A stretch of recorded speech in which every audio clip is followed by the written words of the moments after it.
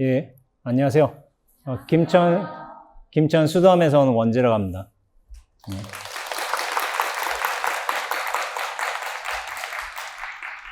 예, 청년의 법회를 제가 이번에 세 번째 오는 것 같습니다. 세 번째 오는 것 같고, 쪽에서 청년회 소속분들이 많이 계시고, 청년이 아닌 분들도 계시네요. 아닌 분들도 계시고, 또 외국인 분도 계신 것 같아요. 어떻게 외국인 분 알아들으시겠어요? 말하는 거? Are you okay with hearing Korean Dharma talk? 예, 외국인 분들도 오셨는데, 예, 혹시 저번에 뵌 분 계신가요? 한번, 여러 번 오긴 했는데, 약간 낯익은 분들도 계시는 것 같고, 그렇습니다. 근데 이제 제가 저번에 법회를 할 때도 그랬던 것 같아요. 이 양쪽에 보통 계세요. 중간에는 안 계시더라고요. 중간에는 사실 어간이라고 해서 어른 스님들이 이렇게 자리하시는데, 예, 이제 제가 워낙 작은 스님이다 보니까 어른 스님들은 안 계세요. 저보다 작은 스님 찾기가 힘들어요. 이 조계사에서는. 저도 작은 스님이어서. 그렇지만 이제 청년분들하고 이렇게 인연이 돼가지고 법회를 하게 됐는데, 그래도 자리가 꽉 차서 참 대단한 것 같습니다. 이렇게 큰 법당에 자리가 많이 차서 법회를 진행할 수 있어서 영광입니다. 제가 오늘 법문을 할 내용은 뭐냐면은, 제가 아픈 영혼이라고 제목을 적긴 했네요. 아픈 영혼. 이제 영어로 얘기하자면 sick soul이라고 해요. sick soul인데, 사실 제가 한번 책에 썼던 글이기도 한데, 여러 가지 사항하고 조합해가지고, 법문을 한번 마련해 봤습니다. 요즘에 이제 수행을 굉장히 많이 하시죠. 우리 진우 총무원장 스님께서도 선명상이라고 이렇게 기치를 내거셔가지고, 명상의 어떤 대중화를 하기 위해 굉장히 노력을 하고 계신데, 선명상이 아니라고 하더라도 다양한 형태의 명상법이 지금 굉장히 발전하고 있고, 꼭 절에 들어오지 않더라 하더라도 영성에 관심이 있는 여러분들이 모여서 명상도 하고 수행도 하고 하는 면들이 요즘에 많이 보이는 것 같습니다. 근데 혹시 여기 규칙적으로 명상을 한다, 하루에 30분이라도 이를테면은 명상한다든지 기도한다든지 그걸 규칙적으로 가지신 분 계신가요? 패턴으로? 손은 안 드세요. 이런 경우는 대부분. 저 같은 경우는 그랬던 것 같아요. 학생 때 저는 좌선 정진을 주로 했거든요. 왜냐하면 그게 수행인 줄 알고, 학생 때 전 6시간씩 했습니다. 학생 때 6시간씩. 근데 6시간이 사실은 쉽지가 않죠. 학생은 놀아야 돼요. 연애해야 되고, 이제 술 마셔야 되고, 그래야 되는데, 제가 이런 걸 다 끊고서 수행에 들어갔어요. 6시간 정도를. 그러니까 좀 짜임새 있게 몇 시와 몇 시 사이에 공강이 있으니까 그때 정진하고, 좌선 정진하고, 또 수업 들어가고, 또 몇 시 공강이니까 또 빈 교실 찾아 들어가서, 강의실 찾아 들어가서 좌복 깔고 무조건 앉았어요. 이제 무턱대고 그렇게 참 어떻게 보면 순수하게, 어떻게 보면 단순하게 좀 정진을 했던 것 같아요. 약간 6시간을 채운다는 느낌으로 정진을 했던 것 같습니다. 그게 정진을 제대로 한 건 아닌데, 그 당시에는 그런 줄밖에 몰랐어요. 왜냐하면은 제가 누구한테 가르침을 받은 것도 아니고, 좌선하면서 야, 여기 뭔가 있다는 확신을 받았는데, 그거를 지도해 줄 분은 찾지는 못했으니까.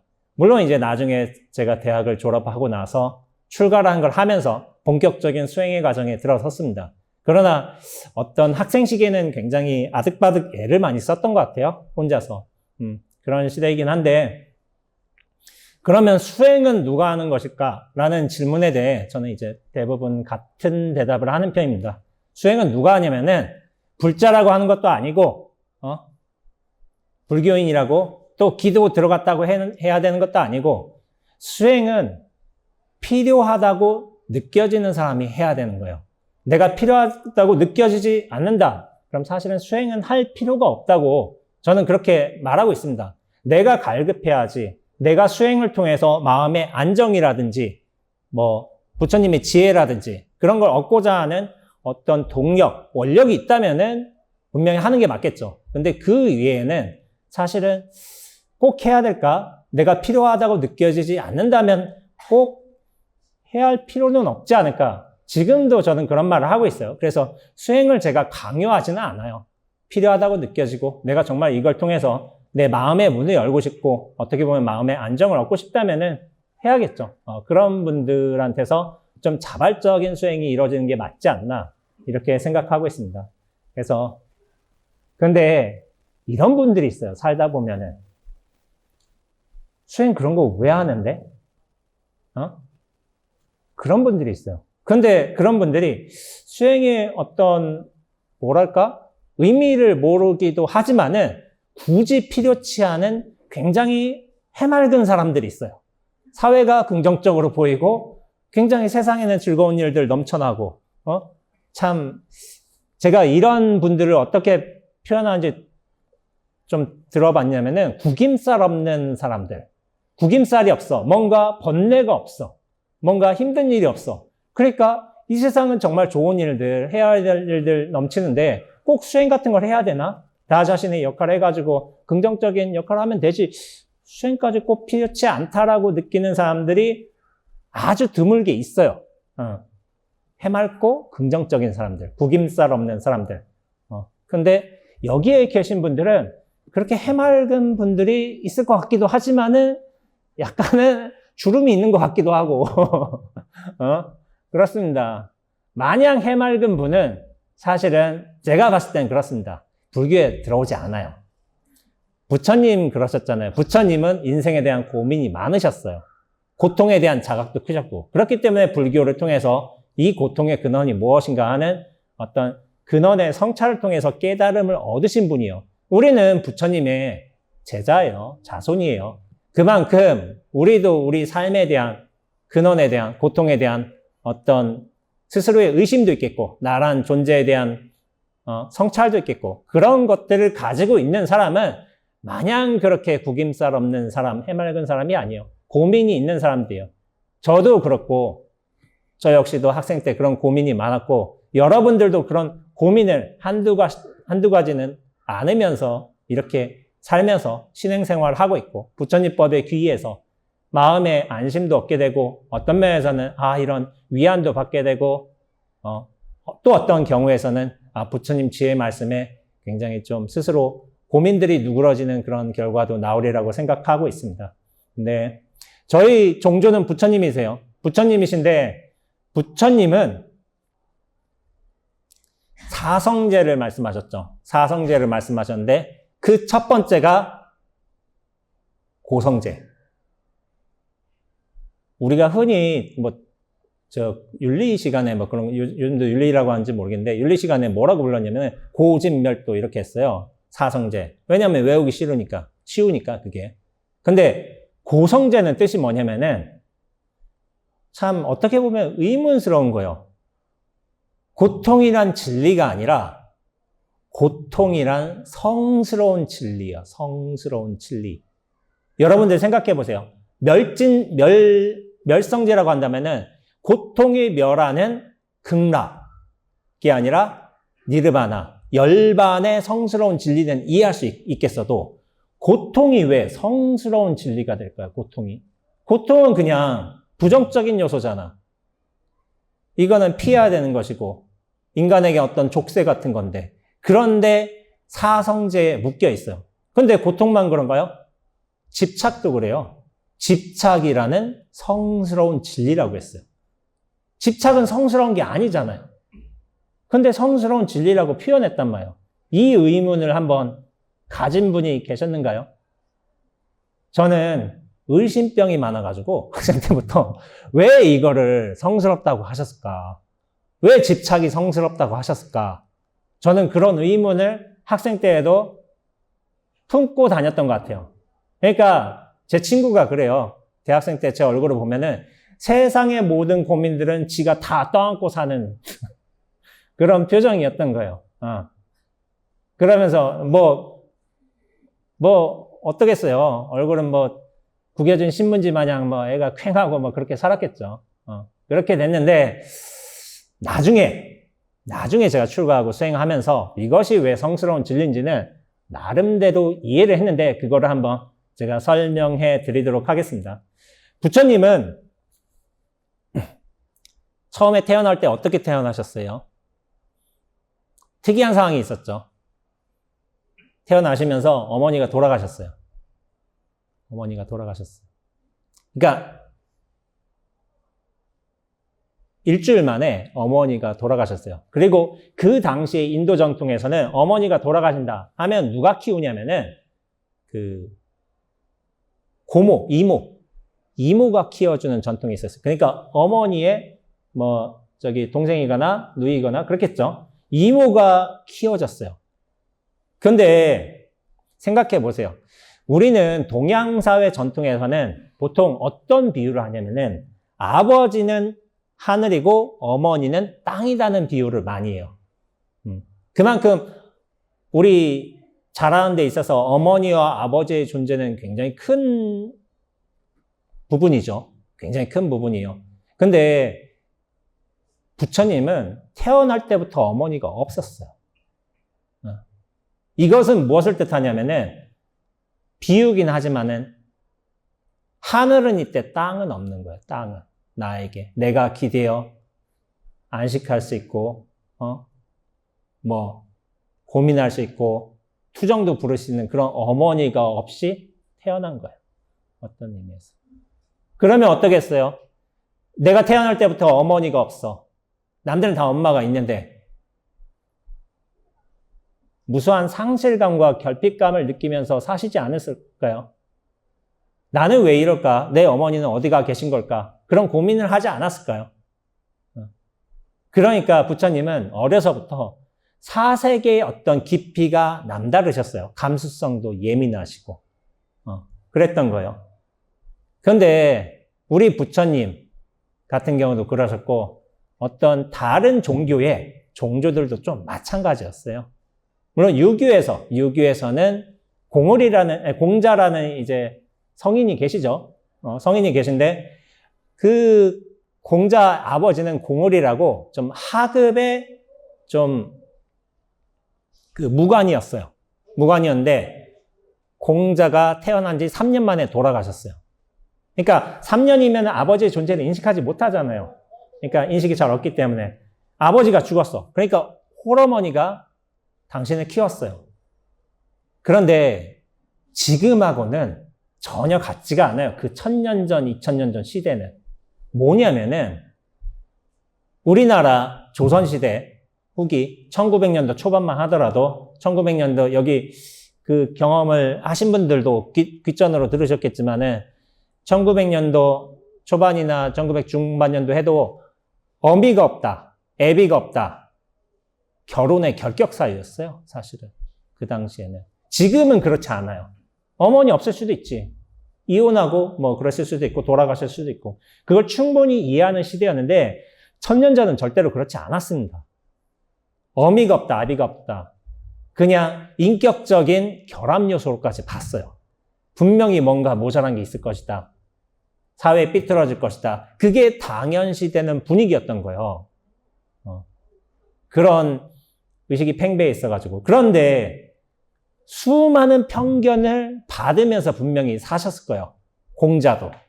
그러니까 보통의 사람들은 겪지 않은 생태적인 조건, 어머니나 아버지가 없다는 조건에 의해서 그렇게 사는 사람들은 무수한 고민을 할 수밖에 없어요.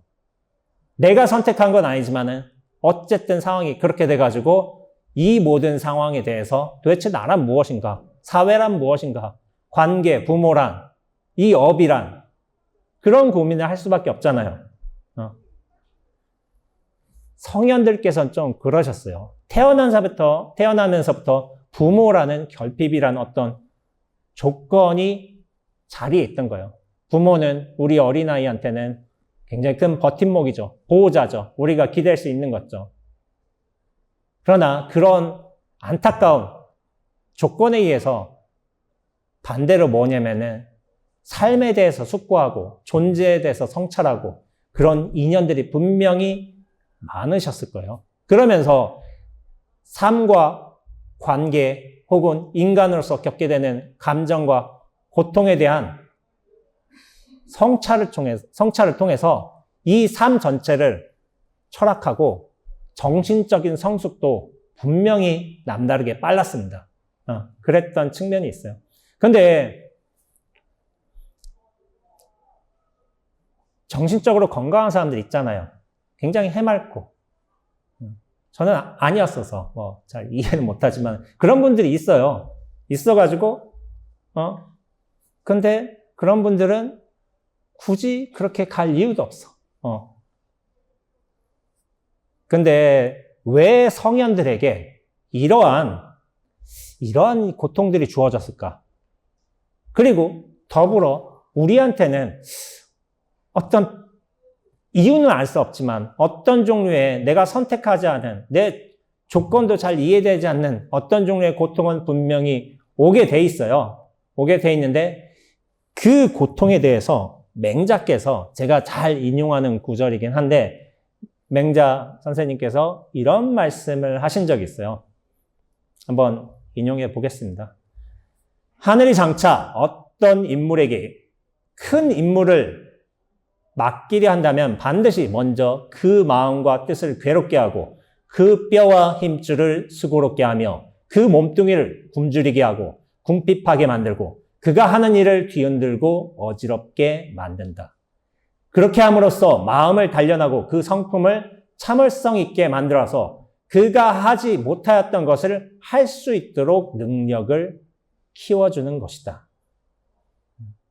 성현들한테 너 한번 괴로워봐라.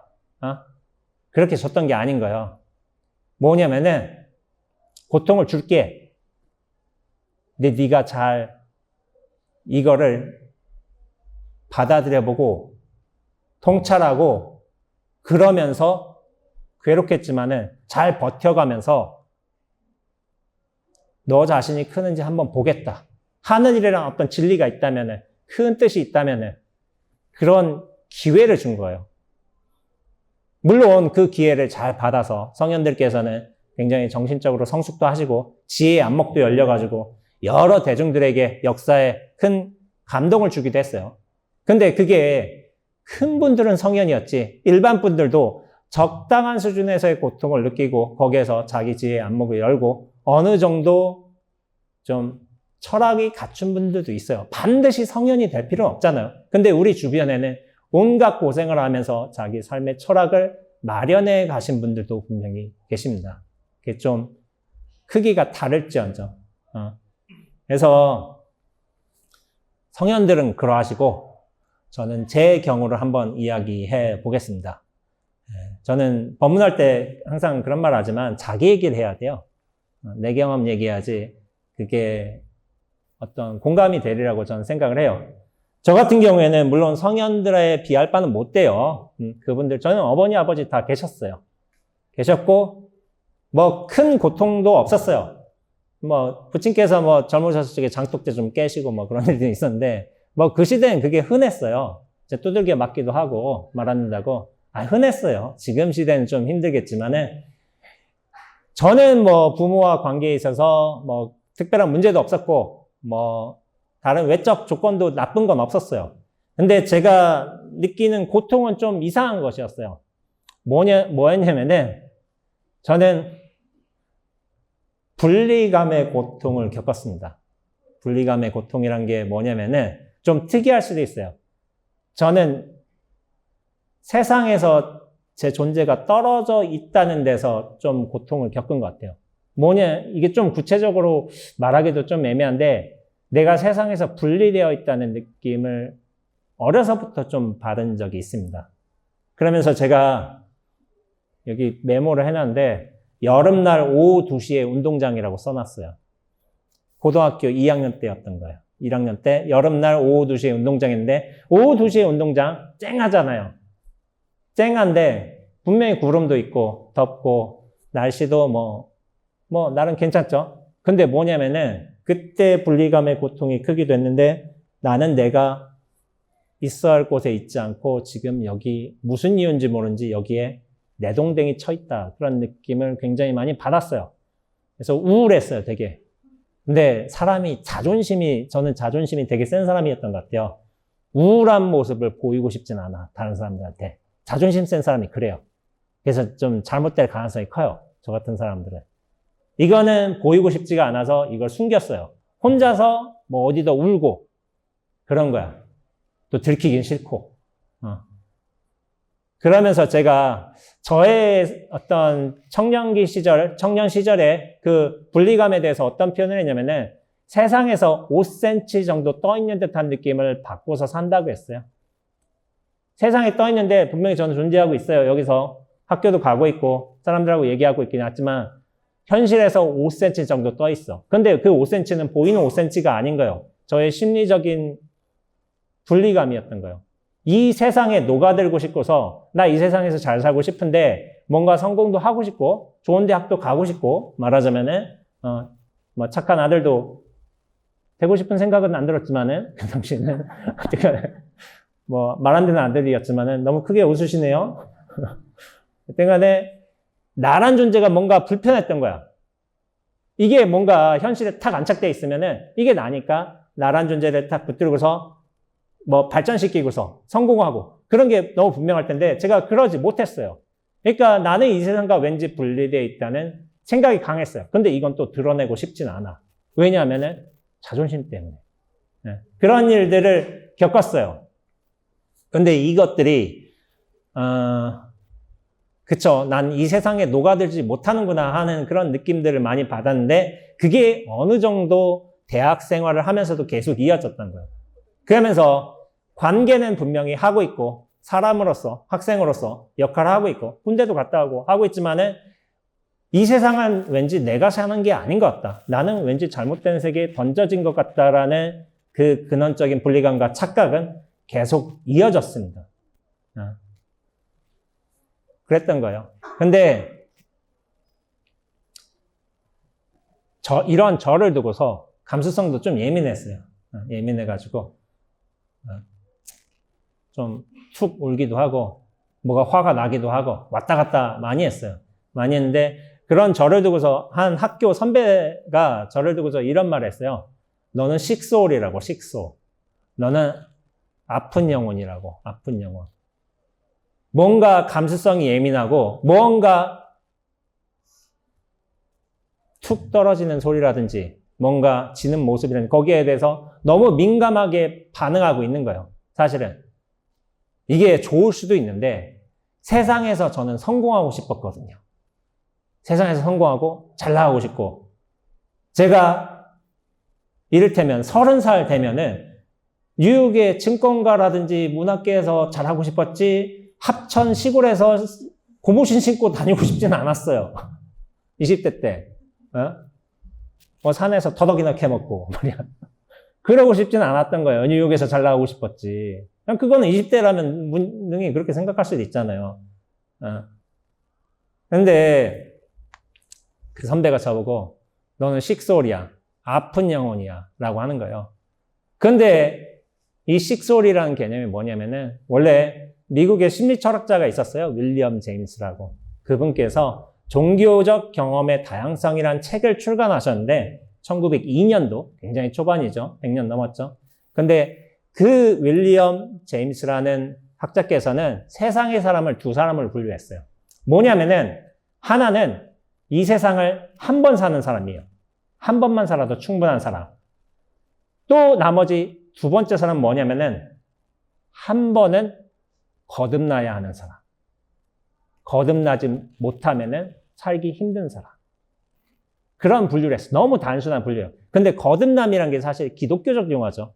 근데 이건 어쩔 수가 없어요. 윌리엄 제임스라는 분은 기독교적 바탕에서 그렇게 사셨기 때문에 당연히. 거듭난다는 건 뭐냐면은 한 번은 자기라는 존재를 틀을 벗어나야 하는 사람입니다. 한 사람은 그냥 살아도 돼. 이 세상은 원래 평온해. 좋은 일이야. 그러니까 아까 전에 말한 것처럼 뭐가 없다겠죠? 구김살 없는 사람들. 그렇지만은 구김살이 너무 많은 사람들이야. 우리는 뭔가 찡그린 게 많고 고민도 많아. 그러니까 한 번에 이거를 제대로 펴준다든지 벗어나기는 해줘야 돼요. 근데 앞선 사람들은 healthy minded person이라고 했어요. 구김살 없는 사람들. 건강한 마음의 소유자들이고 낙천적이고 굉장히 세상을 긍정적으로 살아요. 근데 뒤에 사람들은 sick soul이라고 해요. 뭐냐면은 정신적인 고통에 시달리면서 세상에 잘 적응하지 못해요. 적응하지 못하면서 도태될 수도 있죠. 근데 무언가 잘 한번 거듭날 수만 있다면은 세상을 훨씬 크게, 훨씬 지혜롭게 살 수도 있는 가능성을 의미하기도 해요. 근데 우리가 알고 있는 종교의 지도자이자 영성의 어떤 성현들께서는 대부분이 뒷부분, 뒷 사람들이었어요. 앞에 분들은 아니에요. 항상 맑고 해맑고 긍정적으로 모든 걸 다 처리할 수 있고 웃음꽃 피고 그런 사람들 없습니다. 영성 지도자들은 모두 다 이런 실패나 좌절, 고통의 경험들이 많았던 사람이고 이걸 예민하게 느꼈던 사람이기도 하고 또한 그 고통을 통해서 예민함을 통해서 성찰을 통해서 자기의 존재를 다시 돌이켜볼 수 있고 어떤 의미에선 깨달음으로써 다른 종교적 의미에서는 구원을 받으면서 새로운 삶을 살 수 있었던 사람들인 측면이 있어요. 고통이란 게 나쁜 게 아니에요. 우린 싫어할 수도 있어요. 고통을 벗어나고 싶어하고 부정하고 싶어하고. 그런데 고통을 깊게 감지하는 사람은 그 고통을 받아들임을 통해서 어떻게 보면 그 고통으로부터 해방되는 이제 행운이, 결과가 벌어지기도 합니다. 그러니까 우리가 처하고 있는 고통이란 건 뭐냐면은 우리의 영혼이, 우리의 정신이 자유롭게 되기 위해서 먼저 거쳐야 하는 어떤 선결 관문인 거예요. 지금의 고통은 좀 고통스러울 수도 있겠지만, 힘들 수도 있겠지만, 벗어나고 싶겠지만은, 어떻게 보면 이 고통 뒤에는 자유가 있는 거예요, 자유가. 우리가 수행이란 걸 하잖아요. 수행 왜 하겠어요? 진리 알고 싶어서? 부처님과 똑같은 복덕을 갖추기 위해서? 아니요. 저는 수행의 이유를 단순하게 얘기합니다. 고통에서 벗어나고 싶어서. 고통에서 벗어나기 위해서 우리 수행하는 거예요. 지혜, 그런 거 필요 없어요. 고통에서 벗어나는 게 최고예요. 그런데 뭐냐면은 부처님 가르침 핵심은 두 가지예요. 고통과 고통의 벗어남밖에 없어요. 그런데 고통의 벗어남을 통해서 그 안목을 통해서 깨달음을 통해서 다른 사람들을 도와줄 수 있고 살필 수 있고 정신적 깨달음에 이를 수 있는 그런 역량도 생길 수가 있다는 거죠. 그게 잘 갖춰진다면은. 그런데 이 고통이란 거를 그럼 어떻게 대해야 되겠느냐? 뒤에 자유가 있다고 하는데, 고통은 우리가 상대할 수가 없습니다. 제가 볼 때는 상대할 수가 없어요. 제가 한번 이런 얘기를 해볼까요? 여러분들 좋아하실 수도 있고 싫어할 수도 있겠지만은 베스트셀러 작가 중에 김난도 교수님이라고 계시죠?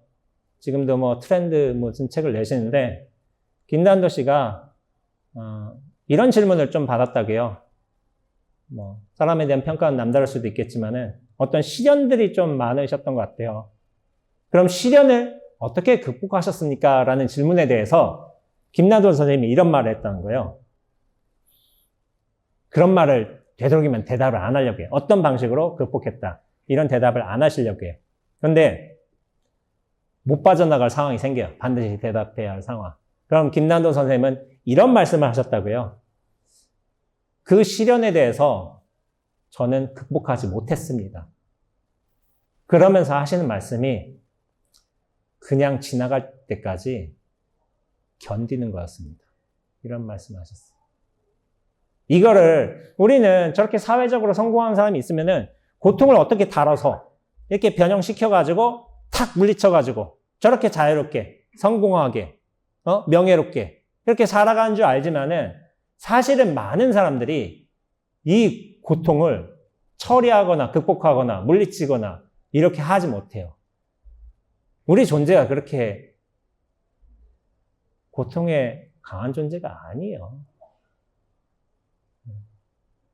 그런데 안목과 힘이 있어서 뭔가 내가 역량이 좋아서 고통을 물리친 게 아니라 견디다 보니까,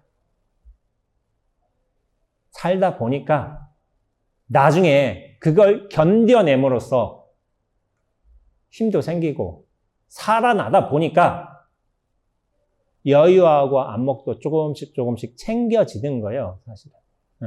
제가 볼 때는 그렇습니다. 고통을 이겨낼 수 있는 사람은 없어요. 물론 이겨낼 수 있겠지, 한두 번.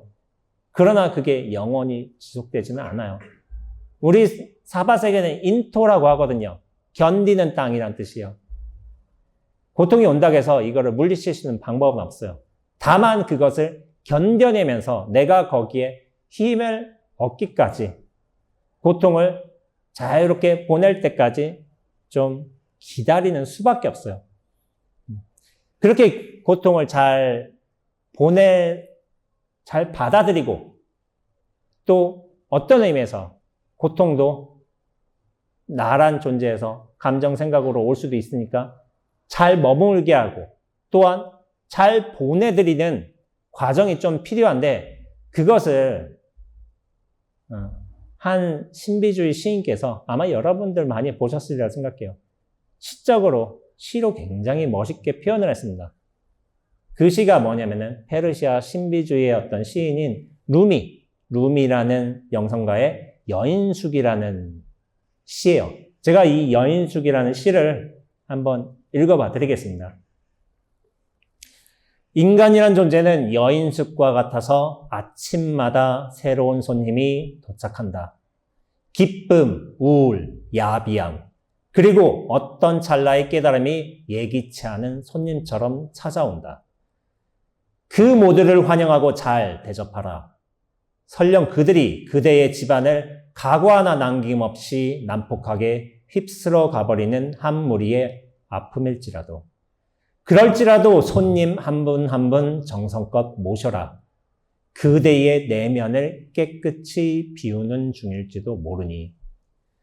어두운 생각, 부끄러움, 미움, 그 모두를 문 앞에서 웃음으로 맞아 안으로 모셔들어라.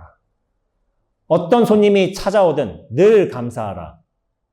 그 모두는 그대를 인도하러 저 너머에서 보낸 분들이니. 라는 시를 쓰셨어요. 저는 이 시를 좋아해요. 무슨 설명이 아니잖아. 개념도 아니고. 그런데 되게 아름다워요. 우리 존재를 여인숙에 비유하셨어요. 여인숙인데 온갖 감정, 생각, 희, 노, 애락이 와. 그러면서 우리의 내면을 다 헝클어뜨리고 파괴할 수도 있어. 그런데 어떻게 하냐면은 그 모두를 잘 받아들이라고 해.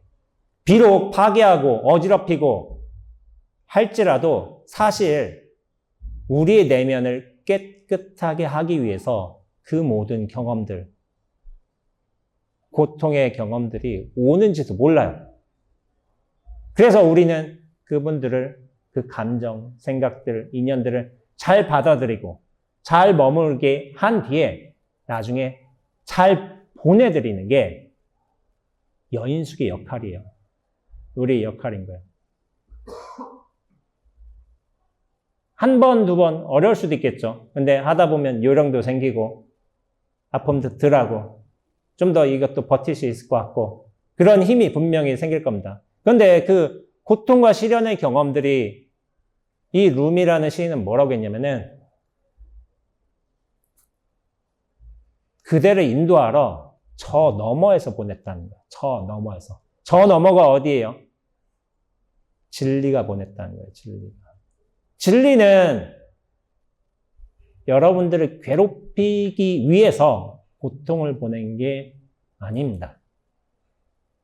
여러분들이 정신적으로 성숙하고 이 고통을 이겨낼 수 있는 그 힘을 갖추게끔, 그 고통에서 벗어나게끔 할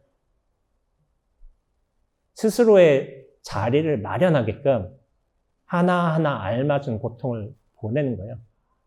견디질 못할 고통이라는 건 없어요. 꼭 여러분들이 견딜 만큼, 이겨낼 만큼의 고통은 보내게 되어 있습니다. 근데 그 고통은 여러분들을 자유롭게 하기 위해서 다만 그 자유보다 한 발짝 먼저 보낸 거예요. 한 걸음 먼저. 그래서 저는 이렇게 말씀드립니다. 자유가 있음을 암시하기 위해, 일러주기 위해 고통은 그렇게 조금 앞서 올 뿐입니다. 근데 우리는 그 고통을 피하거나 억지로 억누른다거나 싸워서 이긴다거나 해서 고통을 대할 수 있는 게 아니에요. 그 고통은 오히려 우리가 텅 비워놓고 잘 받아들이면서, 그래, 이번에 오세요. 저를 마음대로 핥히고 가십시오. 그러나 저는 버티겠습니다. 참고서 이겨내겠습니다. 하는 뜻으로서 받아들인다면 고통도 예전처럼 굉장히 날카롭거나 나를 상처 입힌다거나 완전히 쓰러뜨린 거나 하지 않고 적당 수준에서 지 역할을 하다가 2년 되면은 가게 될 겁니다. 고통이란 게 그래요. 부처님도 이 고통을 겪어내고 치러내시면서 큰 깨달음을 이루셨고, 세계의 수많은 영성의 성현들도 그러하셨고, 어떻게 보면 그런 분들은 본을 보이신 거예요. 우리가 고통을 어떻게 대해야 하는지에 대해서. 지금 당장은 힘들고 외롭고 눈물 날 수도 있겠지만은 조금만 더 버텨보면은 분명히 우리에게 자유의 날, 안온함의 날이 오리라고 그런 믿음을 가지시면서 한번 이 힘든 세상이지만 잘 한번 견뎌내 보자, 이런 말씀을 드리면서 오늘 법문 마치도록 하겠습니다.